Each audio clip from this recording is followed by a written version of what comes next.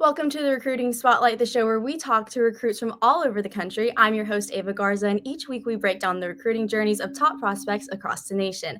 This is where you'll hear the stories behind the stats and what it really takes to get to the next level. Today, I'm so excited to say that we have Darius Gray on the show today, all the way from Richmond, Virginia. I'm so excited to have you on the show. How are you doing today? I'm doing great. How are you? Good. So before we get started, I got a little icebreaker for you. So if you could have any superpower to help you on the football field, what would it be and why? Being invisible, easily. They just won't see me. I think I will win everything with that. Okay, and then one more. Who's been your favorite superhero whenever you were like kind of growing up? Superhero. Yeah. I'm gonna have to go with Spider-Man. I'm gonna have Okay. to go with Spider-Man. Okay, Yeah, cool. Did you have like the did you have a little suit too? I Or did. I had the video game. I had it all. okay. So, Okay, so what do we're strong Spider-Man you? fans here. Okay. So let's start at the beginning. So when did football become like a serious part of your life? Was there a moment or a person that kind of really lit that fire for you? Yeah. I mean, I started when I was 3, but it didn't really click for me until I was about 13.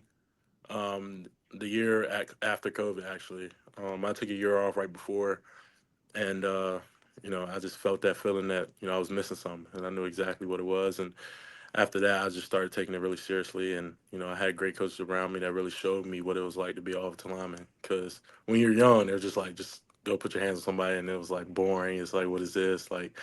But then when I was 13, I had coaches that kind of described like what a pancake was and how to be violent. So that's when I found enjoyment in the sport. So that early passion really sets the tone for, I mean, any athlete, and a lot of people can remember the exact moment it clicked. So it sounds like you've had that spark from, early on. So what's your why? What keeps you pushing through the hard days, long practices, weight room, and even off season? Yeah, I think it's very simple. I feel like this is kind of my passion, and this is my kind of my purpose as well. So it's kind of hard, thinking of something else I would do, outside of football. So that's kind of one of my big whys. Is just, that's kind of something, I feel like I have to do. And another reason is definitely my family. I think it's very important to, you know, show what it was like for them to put all that hard work in and all the sacrifice that they made for me. So, I just got to pay them back with, everything I could possibly do on the field. Yeah. So speaking of that, how big of a role has your family played a part kind of in your entire football A journey? big role, a big role. I actually come from a family that's more of a basketball side. Everybody's kind of basketball. I have one uncle that played football and he played O line, D line, but I'm kind of on my own a little bit for football. But they're very supportive. They don't know much, but they're very supportive and they're trying to learn just from me. But it's been great. They've kind of showed me ways of what it was like to be an athlete. My dad was one, my brother was one, and I was able to grow up, watch them play, and it's been great ever since. So I'm kind of taking my own different route with football, and they're just being very supportive with it. So I mean, talking about you come from a basketball family, you still play basketball, yeah? Yes, ma'am. What has it been like to kind of juggle in between seasons? Yeah, it's tough. I don't really train basketball. I kind of put that time into football, but when basketball come around, it's kind of just strictly focused on basketball and just kind of getting some space away from football. But basketball is great. I kind of been playing it just as long as I've been playing football, if not longer, and it's been very enjoyable. I definitely have to say I'm definitely still playing because that's my mom's favorite sport by far to watch. So, you got to do what mama wants. So. Yeah, of course. So, do you think, or what part of like your time on the court has kind of helped you with your time on the field? Easily, just being able to move. When you're on a basketball court, there's a lot smaller guys. They're kind of receivers, DBs type guys. So Yeah. being able to move with them on the court kind of helps football, when you're with the bigger people. So I think that's kind of been number one, just being able to move lateral and, north and south as well. So that's kind of been my two takeaways from basketball that kind of quickly shifts over to football. So, I have to ask, do some of your basketball friends come watch your football and some of your football friends come watch your basketball games? Oh yeah, yeah, yeah. We have a great student section, especially for basketball, that some of the football guys come to, and they're kind of the front row guys, just making all the noise. When they're there, so it's great. It's great when they come. They make it more exciting, and it kind of just takes the pressure off of basketball, and just realize that I'm just out here having fun. So. Perfect. So, for the people who haven't watched your game film, how would you describe your style of play on the O line? Yeah, I'm definitely not a 6'6", 300 pound guy, but I'll definitely say just being able to move is kind of one of my factors that I feel like is kind of important to me and kind of what I play my style after. That's definitely the biggest thing. Just being able to move in space, being quick on my feet, things like that. I would definitely say that's kind of my two takeaways from my game. So you definitely built a physical reputation, regardless of whether or not you're 6'6". But of course, there is a mental edge to it. So this leads me to the next question. What do you think separates a good lineman from a great one? Is it like a mindset? Is it leadership, prep, or something else? It's definitely a mindset thing. Being in the trenches, you kind of have to be very physical, and you can't back off. Because the mindset I kind of just play after is eat or be eaten, and it's just as simple as that. So you kind of just have to be very violent. You have to do everything you can to win your one-on-one battle, and at the end of the day, it's just you versus one other person, one guy across the line versus you. And as soon as you start to realize that and know that everybody has the same feelings, same they bleed the same and everything, it all goes the same way. So as soon as you figure that out, it kind of boosts your game a little bit. But I think the mental is definitely the most important for football because especially in the O line, like you just kind of have to have that, regardless of how good you are, anything else.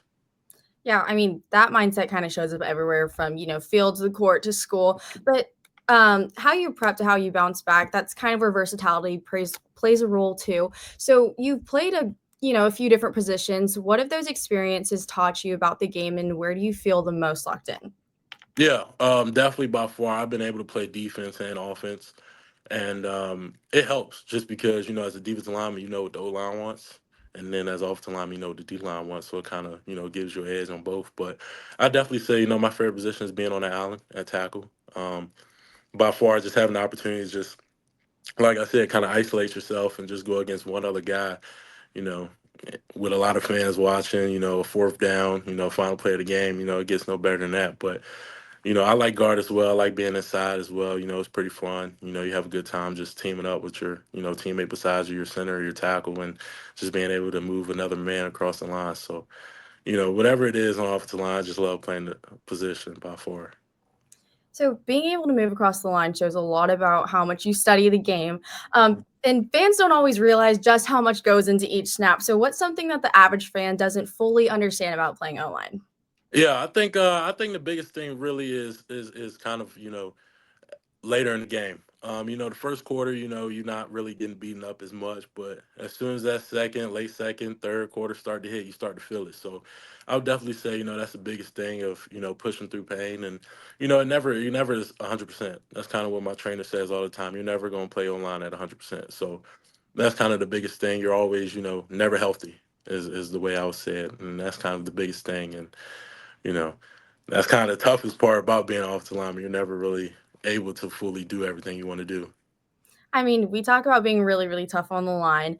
And I mean, obviously, you've had some tough competitors, just in high school ball in general. How do you think it's kind of prepared you for going on to the next steps and playing collegiate? It helps because those are the guys I'll be playing at the next level. So I've been playing a lot of guys that are currently committed or, currently at the school right now, and just being able to get different, reps from different guys, different pass rush moves. It kind of helps a lot because you get to see different things and you kind of get a feel of what it's like, being at the next level. So it's helped a lot, and it's definitely helped coming back to Richmond, where I'm a little bit more comfortable, and things like that. But when you go out, the state, there's a lot of different guys out there, so being able to see kind of all different pass rush moves and what they train kind of gives you a good feeling of what may be next for the next guy. Was there like a moment, like the first time you went out of town or something, and you were just like, "What is this?" Yeah, I feel like I definitely had those moments many times. Definitely, I would say the most recent one was probably the Navy All American Bowl. Actually, it was great because you kind of hear about big guys and Yeah. around here in Richmond, like you see big guys and things like that, but you never really notice how some of them are so twitchy. And I was like, it's really different because you get to go against guys that are bigger than you, but they can move just as quick. So now you kind of have to change your whole game plan because that's kind of what I went off of is just being quicker than other guys. So it was very helpful to go there and going against a lot of great defensive tackle, defensive ends as well, and just being able to compete at a high level, in front of a lot of people. So it was great. It was definitely God's blessing, and it helped me learn a lot, and I had a great time. So, I mean, we talked about your challenges on the field, but now let's talk about them off of the field. What do you think your biggest one was, just in general? Biggest talent, Biggest challenge off. biggest challenge off the field. I'll definitely have to say schoolwork. I go to a very, private school, and we're very big on schoolwork. So, I came in, I struggled right away, and they kind of warned me, but I didn't understand it was going to be like that. So, it's kind of hard. That's something you just don't want to do really, and you kind of, have to do it to, do what I want to do on the football field. So that was kind of a big challenge for me, and just overcoming that. But my family was a great job at being very supportive and understanding that, I'm at a different area now, and a lot of guys, take pride in what they do in the classroom. So it was definitely a challenge for me, and for my family as well, not getting the best grades and not seeing what they wanted to see. But we got through it, and we're starting to get slowly better as my senior year comes around. So I have to ask, you just said your biggest talent. Is there like a talent off the field that like no one knows about? No, I do not actually. It's pretty boring. It's very pretty boring. I'll definitely say video games is probably the next one. If anything goes wrong with football, but no, I wish I could sing. I can't. My mom can, but I definitely cannot. Yeah, but I just have no talents at all. So whenever we watch your film, it's very, very apparent that your entire team is very, very tight knit. So what things do y'all do off of the field to kind of maintain that team chemistry? Yeah, I think that's very important. St. Christopher is very built on community and brotherhood. That's kind of the rules we follow behind, and that's just what we do. We had new kids coming today, and I made sure that a lot of guys went to go introduce themselves, and that's just kind of how we, and somebody made sure that I introduced myself as well. So that's kind of just how we play part, and me and my quarterback go out to dinner sometimes. Whenever we, kind of feel like it, and we just, all locked in and we're together, and we're more than just friends. So it's very important for us to, stay tight, not even just because of football, just because, long term relationships. And that's very important, at St. Christopher's.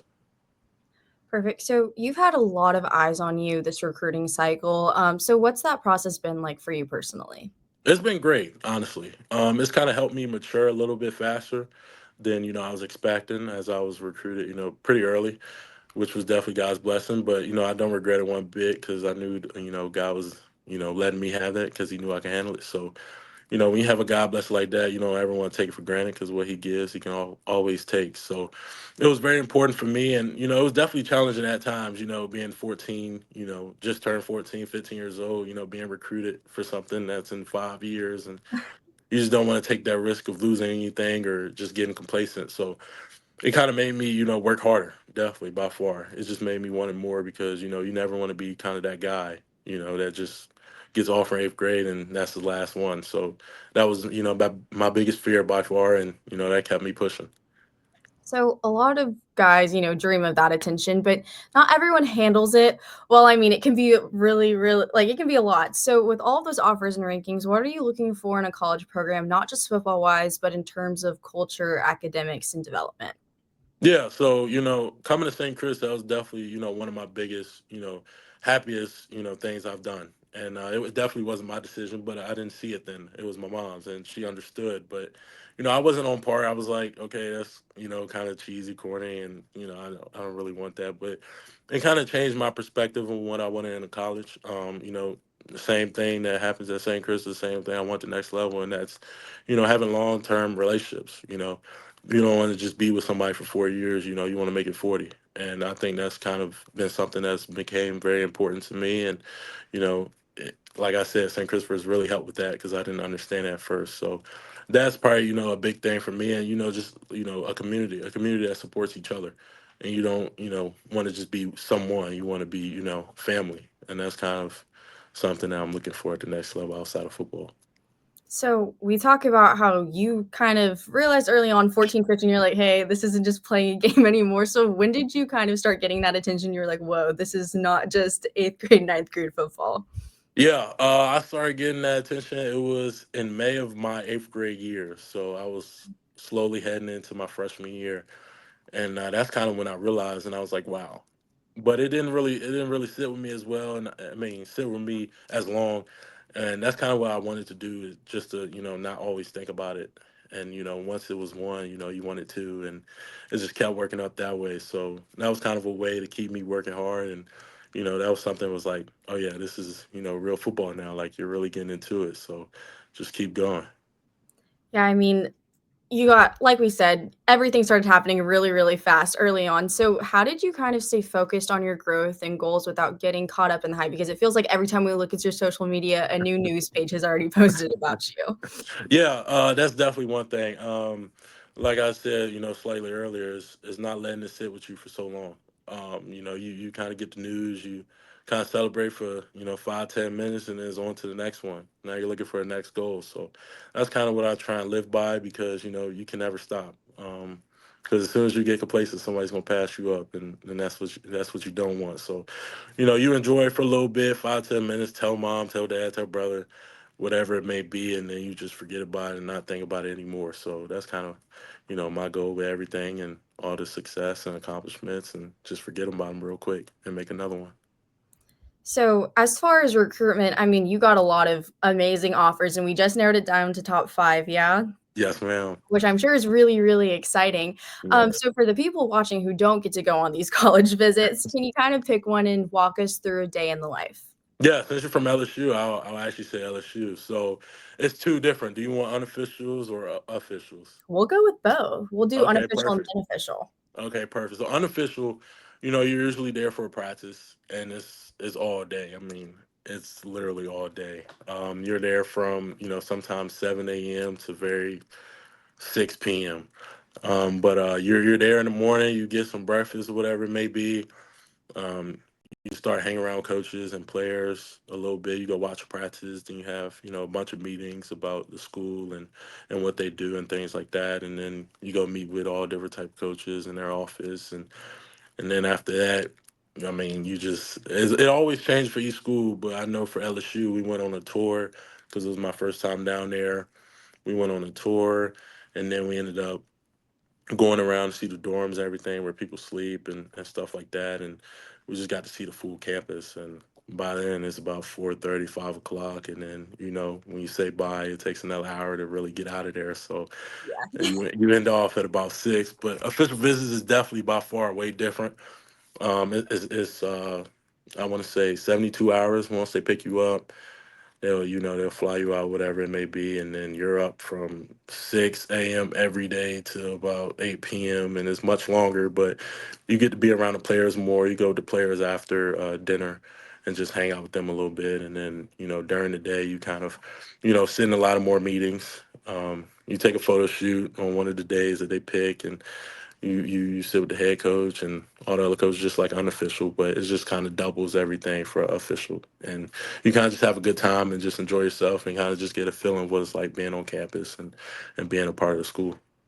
So I know we're talking about LSU right now, official visits, but you've gone to some crazy stadiums, and I mean, Death Valley is definitely a big place, but what has it been like to be in those fields and kind of realize, let that set in that eventually you're gonna be in one of those stadiums playing?